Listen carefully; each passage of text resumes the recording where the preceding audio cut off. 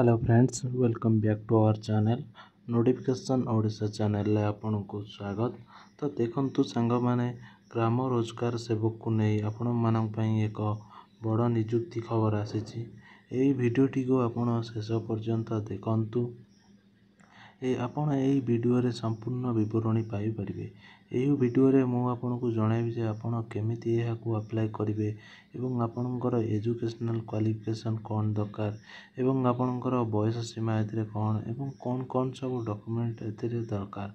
तो channel T रे यदि आपण माने नुआ अछंती तो चैनल टी को सब्सक्राइब कर दियंतु एवं पाखरे थिबा बेल आइकन टी को दबाई दियंतु हमर लेटेस्ट नोटिफिकेशन पाइबा पाई। तो सांग माने आपण माने एटी देखि परथुए गजपति जिला पाई आपणकर जीआरएस वैकेंसी आपणकर आसी जाईची। तो आमर जीआरएस टी होची ग्राम रोजगार सेवक। तो आपण माने एटी देखि परथुए गजपति जिला पाई एई आपणकर वैकेंसी टी आसी जाईची। जदि आपण देखि परथुए आपण जदि 10वीं किंबा +2 पास करछंती तो एहा को आपण अप्लाई करि परिबे एवं दरमा आपणकर एटी देखि परथुए 7000 टंका रहिची। एथि पई आपनको कोनोसी एग्जाम हबार नाही किंबा आपनको कोनोसी फीस मध्य दबार नाही एवं शेष तारीख आपण एटी देखि परछंती 30 तारीख आपणकर शेष तारीख रहिची एवं एहा को उभय पुरुष और महिला माने अप्लाई करि परिबे। तो एटा गोटे बड़ वैकेंसी आपनको सांग माने गजपति जिला पाई आपणकर आसीची। आपण एटी देखि परथुए कोनोसी एग्जाम नाही कि कोनोसी फी मध्य आपनको दबाकू पड़ो ना, संपूर्ण मागणार आपण एहा को अप्लाई करि परिबे। तो चलंतु सांग माने आउ डेरी न करी भिडियोटी को आरंभ करिबा। तो आपण एटी देखि परथुए आपणकर ऑर्गेनाइजेशन नाटी रहिची office of the Zilla Parishad Gajapati Paralakhemundi.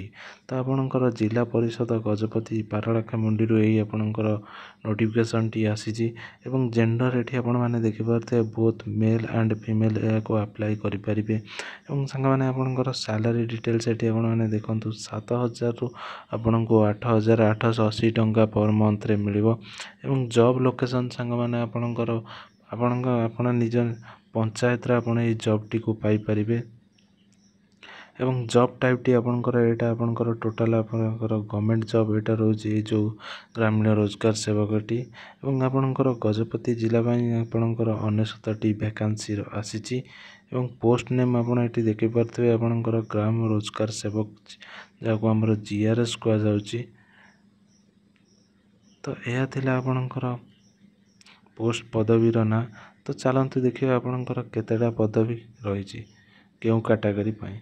तो आपण एटी देखि परथुए अनरिजर्व मानक पाई आपणकर 43 टी वैकेंसी रहिची एवं एससी बीसी मानक पाई आपणकर गोटे वैकेंसी रहिची एवं एससी मानक पाई आपण एटी देखि परथुए 9 टा वैकेंसी रहिची एवं एसटी मानक पाई आपणकर एटी 13 टा वैकेंसी रहिची एवं टोटल ऊपर आपणकर 99 पोस्ट वैकेंसी रहिची। तो सांग माने एहा थिला आपणकर वैकेंसी संपर्क रे। तो चलंतु देखिबा आपणकर एजुकेशनल क्वालिफिकेशन को। तो candidate should have passed 10th +2 pass arts science and commerce. जदि कैंडिडेट आपण जदि एहा को 10वीं के +2 पास करछंती तो आपण एहा को अप्लाई कर परिबे। तेणी कि आपणकर स्ट्रीम आर्ट्स हो साइंस हो कॉमर्स हो जहाँ भी तो आपण एहा को अप्लाई कर परिबे। तो चलंतु सांग माने देखिबा आपणकर एप्लिकेशन फी एथिरे कोन रहउची।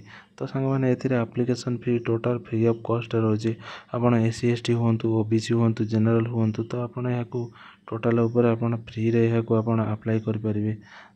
तो सांग माने चलंतु देखिबा आपणकर एज लिमिट एथिरे कोन रहउची।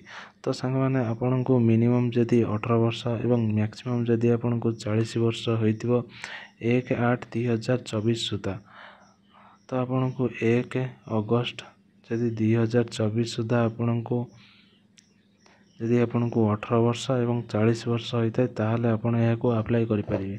जदि 40 वर्ष रु अधिक होता है ताहले आपण एहा को अप्लाई करि परिबे नाही। तो संग माने चलंतु देखिबा आपणकर सैलरी डिटेल्स कोन एते रहिची।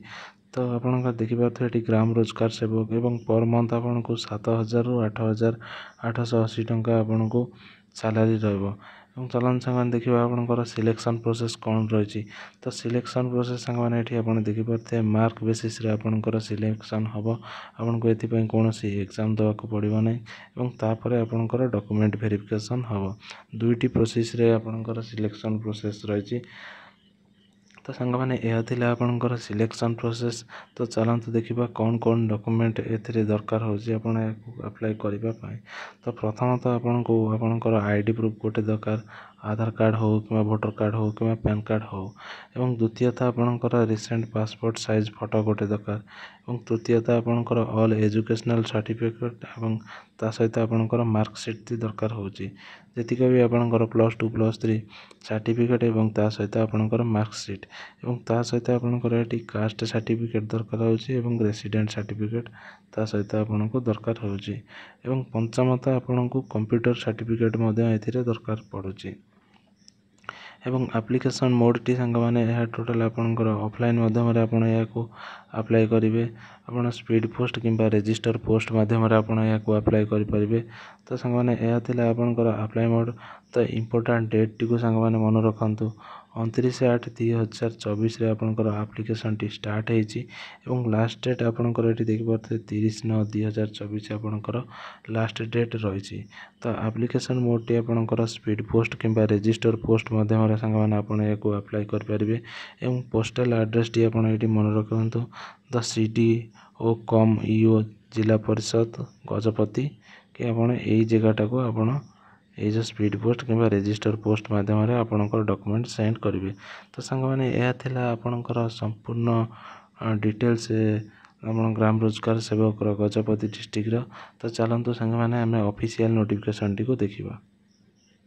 तो सांग मैंने आपण एटा देखि परथवे एई नोटिफिकेशन टी हमर ग्राम रोजगार सेवक आमर जिला परिषद गजपति पारଳାଖା मंडी आसी एटा आपण देखि परथवे। ये आप नोटिस नंबर टी देखि पारे 2258 एवं 28/8/2024 तारीख दिन ये आपणकर पब्लिकेशन होती।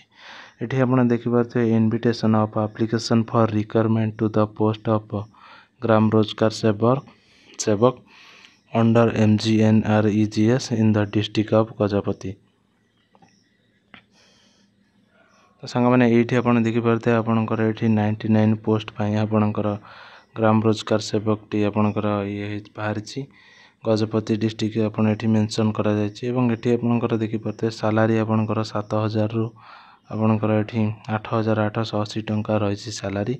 एवं लास्ट डेट एप्लिकेशन एठी आपण देखि पारे 30/9/2024 आपणकर लास्ट डेट रहिछि।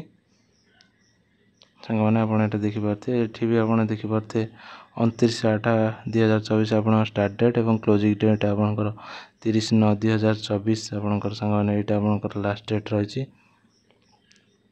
तो सांग माने आपण एहा को किपरि अप्लाई करिवे। तो आपण एई पीडीएफ टी को मु हमर डिस्क्रिप्शन में दे देथिबे। आपण एहा को डाउनलोड करी आपण प्रिंट आउट करथबे।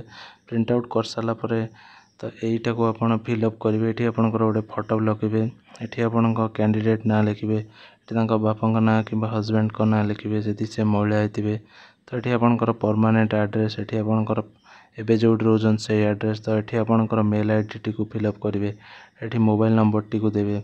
एठी आपणकर अनरिजर्व SC ST तो आपण जा हेते ता एठी आपण फिल अप करिवे। एठी आपणकर डेट ऑफ बर्थ टी को देबे आपणकर मैट्रिक सर्टिफिकेट अनुसार। तापर एठी आपणकर जेंडर टी को देबे। तापर एठी आपणकर नेशनलिटी इंडियन फिल अप करिवे। तापर एठी आपणकर आधार कार्ड टी देबे।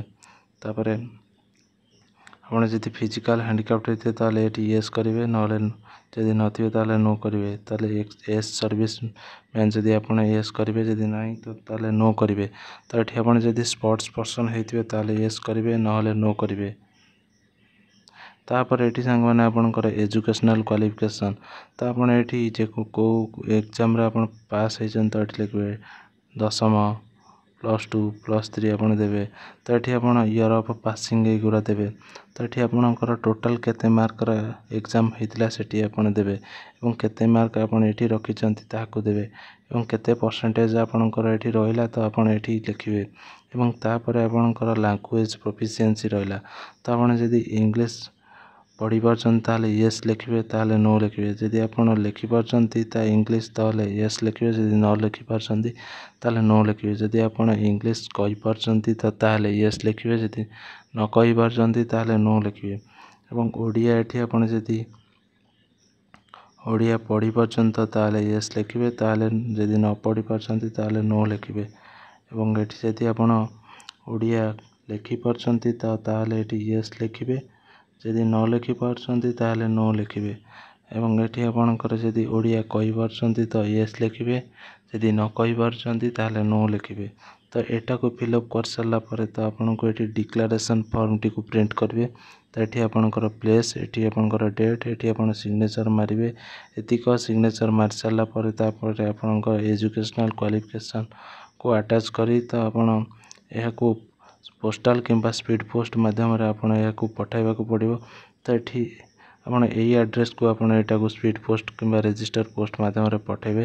CDMO କମ୍ EO JP ଗଜପତି।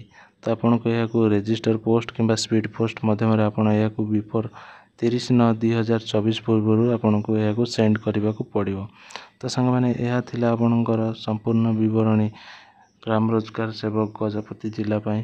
ତ ଭିଡ଼ିଓଟିକୁ ଯଦି ଭଲ ଲାଗିଥାଏ ତାହେଲେ ଲାଇକ୍, ସେୟାର, ସବସ୍କ୍ରାଇବ୍ କରିଦେବେ। ଧନ୍ୟବାଦ।